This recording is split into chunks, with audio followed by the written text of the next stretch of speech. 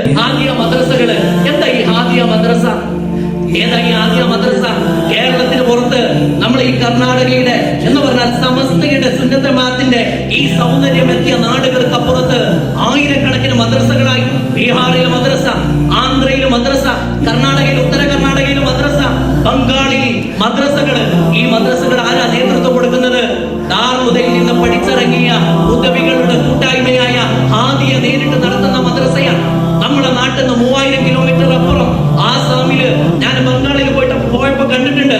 അതിരാവിലെ കൊടും തണുപ്പില് കമ്പിളി പുതപ്പ് ശരീരത്തിലേക്ക് പുതച്ച് സ്കൂട്ടി എടുത്തിട്ട് 100 കിലോമീറ്റർ അപ്പുറത്ത് അവര് തുടങ്ങി വെച്ച മദ്രസ രാവിലെ പ്രവർത്തിക്കുന്നുണ്ടോ എന്ന് ചെക്ക് ചെയ്യാൻ വേണ്ടി പോകുന്ന ഇൻസ്പെക്ടർമാരായ ഉദവികള് മലപ്പുറത്തെ കോഴിക്കോട്ടെ ചെറുപ്പക്കാരെ കൊണ്ടുപോയിട്ട് ആസാമില് ബംഗാളില് അതിരാവിലെ എണീറ്റ് അവിടെ സമസ്തന്റെ മദ്രസ നടക്കുന്നുണ്ടോ എന്ന് ഉറപ്പുവരുത്താൻ കൊടും തണുപ്പിലും കൊടും വെയിലിലും